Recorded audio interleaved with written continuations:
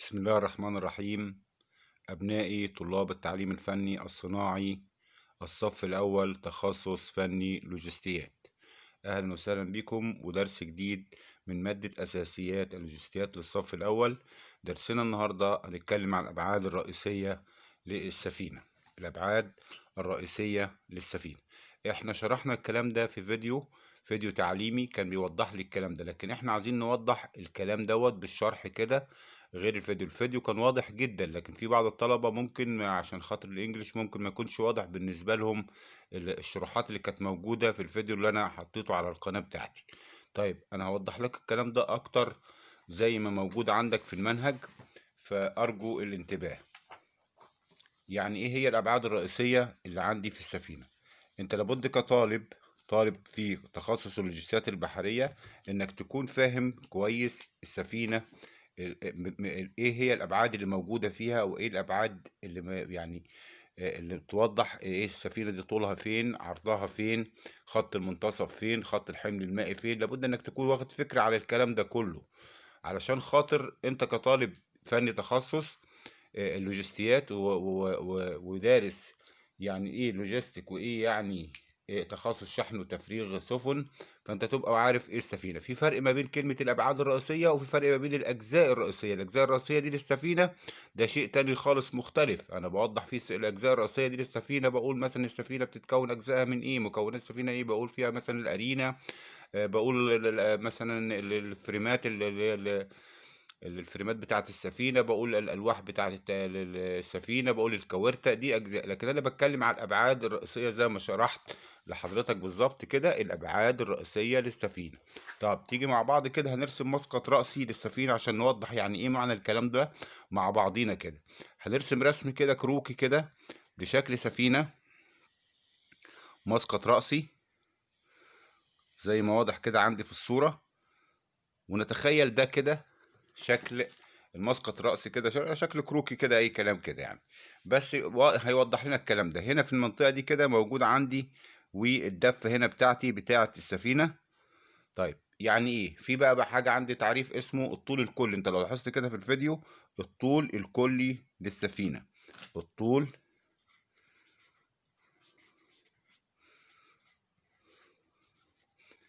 الكلي للسفينة، ده تعريف لازم نعرفه.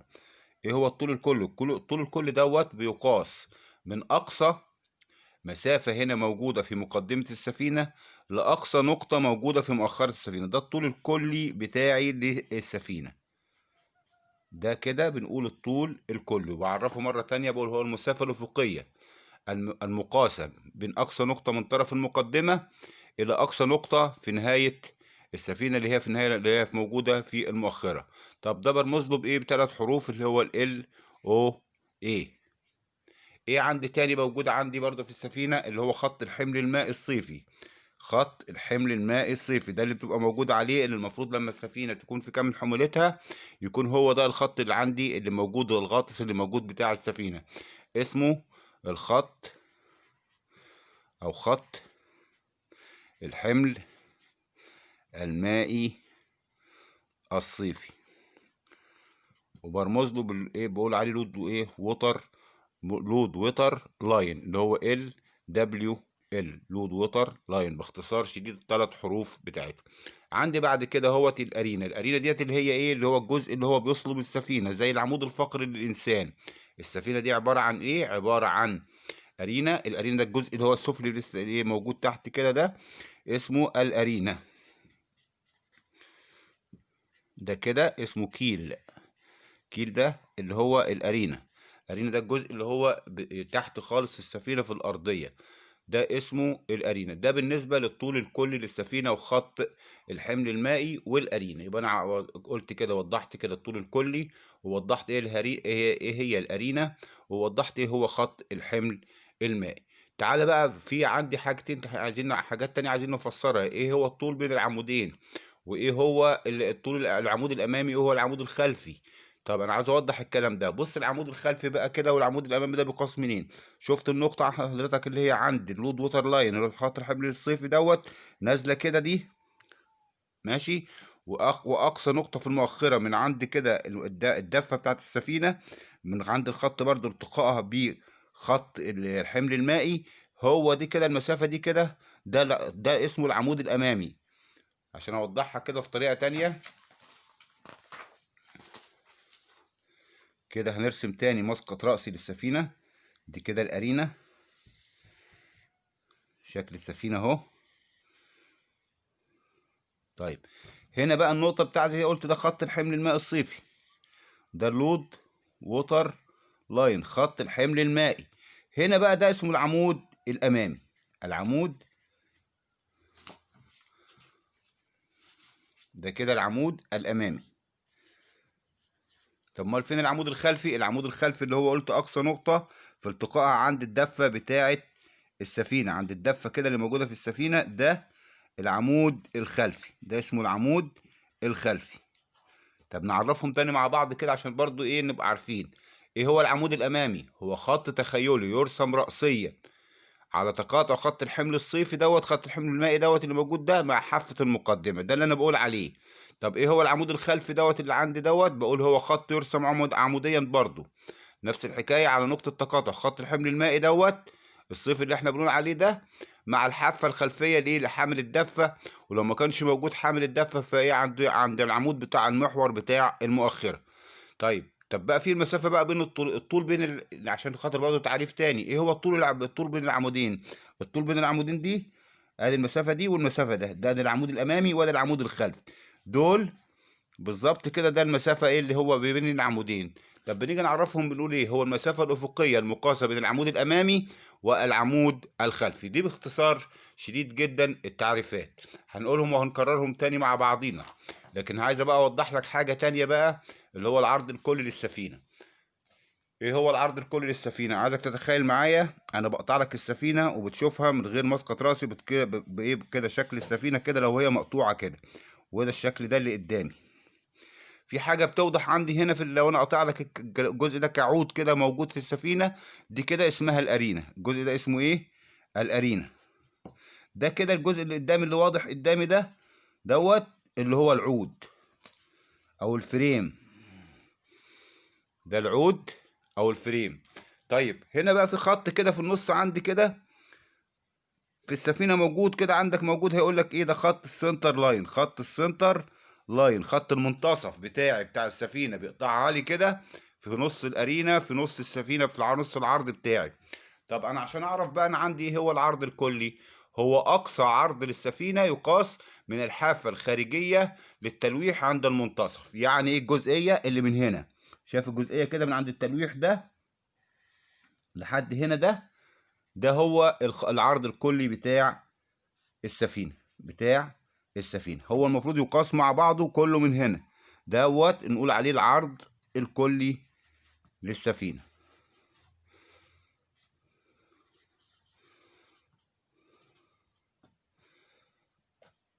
معايا؟ ده الخط، قلنا الخط اللي عندي اللي في النص ده اللي بيقطع السفينة ده خط اسمه ايه؟ خط السنتر لاين، خط المنتصف. زي كده في الكوره كده تلاقي الدايره اللي موجوده في الملعب يقول لك خط السنتر، كده يبتدي اللعيبه يسنطروا منها كده عشان بدايه المباراه.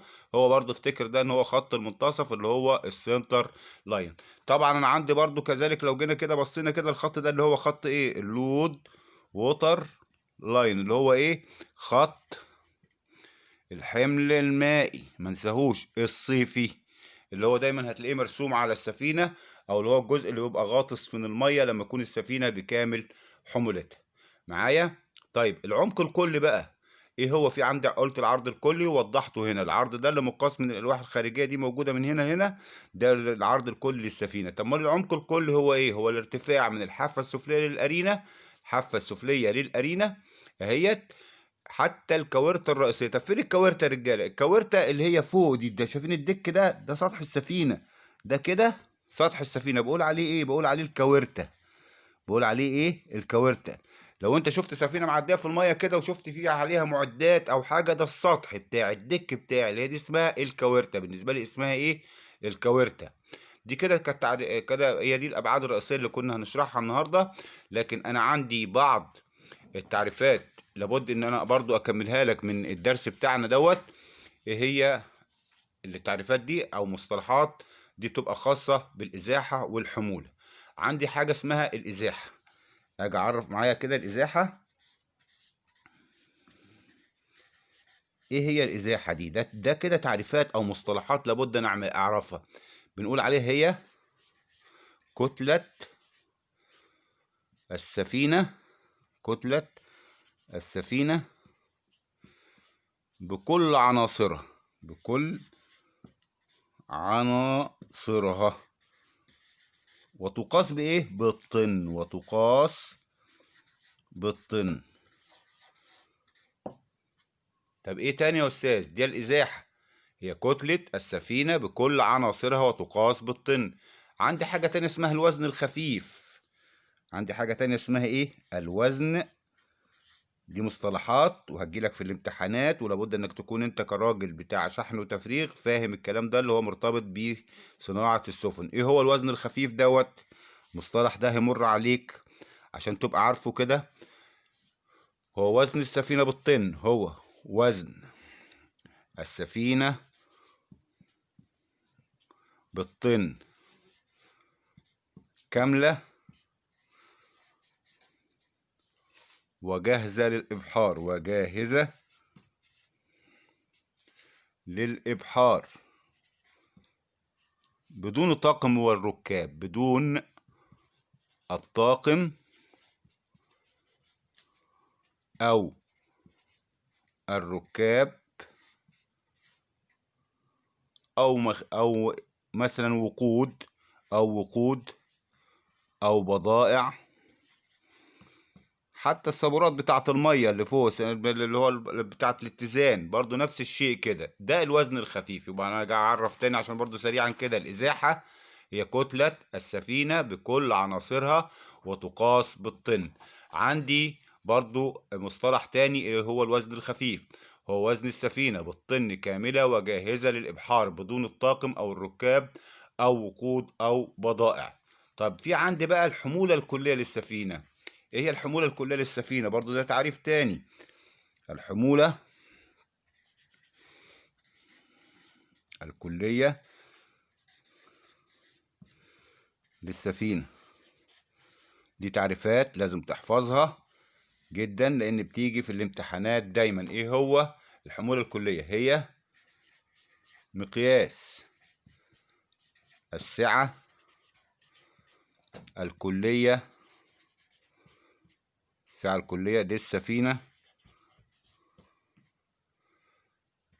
أسفل الكاورتة، أسفل الكاورتة الخاصة بالحمولة. بس كده؟ لا، مضاف إليها سعة الأماكن. بالحمولة مضاف إليها إيه بقى؟ سعة الأماكن اللي هي بين الكاورتات أو الأماكن المغلقة. طب عندي تعريف تاني بقى، الحمولة الصافية. ده تعريف مهم جدا ولازم تحفظه. الحمولة الصافية، الحمولة الصافية دي الحمولة الصافية بقى ان هي بقى هي اللي صافية للسفينة، خد بالك عليها. طب نعرفها ازاي بقى؟ هي الحمولة هي خد بالك جميل أوي الكلام ده. هي الحمولة التي تدفع الرسوم بالموانئ. يعني السفينة تدفع عليها بقى، هي الحمولة اللي تدفع الرسوم بالموانئ، تدفع الرسوم عليها بالموانئ والقنوات. إذا كانت بتمر بقنوات السويس أو بأي بحر أو غيره، ده زي قناة السويس كده أو رأس الرجاء الصالح، فهي دي الحمولة. الحمولة الصافية الحمولة تدفع عليها الرسوم، تدفع عليها بالمواني، تدفع الرسوم عليها بالمواني والقنوات.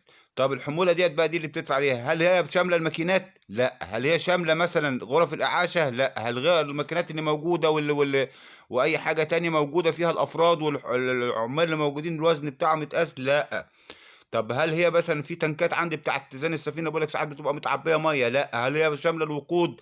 لا. هي الحموله الصافيه بتاعت البضاعه اللي موجوده على السفينه. بيبقى موجود الكلام ده موجود في ايه؟ موجود في مانيفستو، او مانيفست ده موجود مع ربان السفينه مع قبطان السفينه، بيوضح وزن الحمولة اللي على السفينة دي، ايه هي البضاعة كلها. المانيفستو ده بيبقى موجود فيه كل بوليصات الشحن اللي موجودة على السفينة، شاملة كل حاجة، شاملة كل حاجة اللي موجودة، الأوزان اللي موجودة، البضاعة اللي موجودة في الكونتينرات أو موجودة مثلا كحمولة بترول أو غير، الحمولة الصافية فقط لا غير. يبقى الحمولة الصافية دي اللي بتدفع عليها الرسوم في المواني والقنوات الملاحية أو القنوات اللي طبعا في البحر أو الكلام من ده.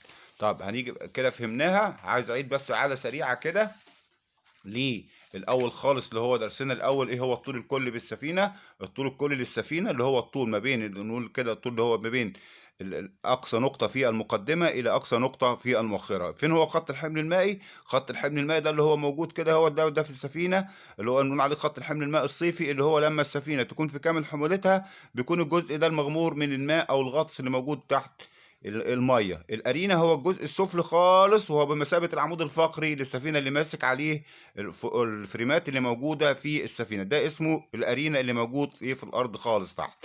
طب قلنا في حاجه اسمها العرض الكلي. قلنا العرض الكلي اللي هو بيقاس في السفينه من اللوح الخارجي الى اللوح الخارجي من اليمه التانيه.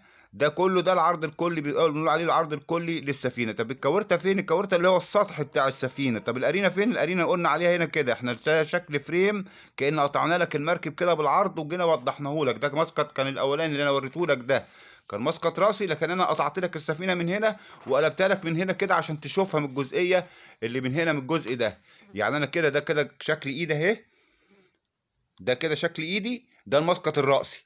لكن انا جيت قطعت كده عشان تشوف من هنا، تشوف من الجزئيه اللي من عند الصابع التخانه اللي هنا. ده كده العرض بتاع السفينه. دوت عندي خط يسمى خط السنتر لاين، هو خط المنتصف او الميد شيب دوت.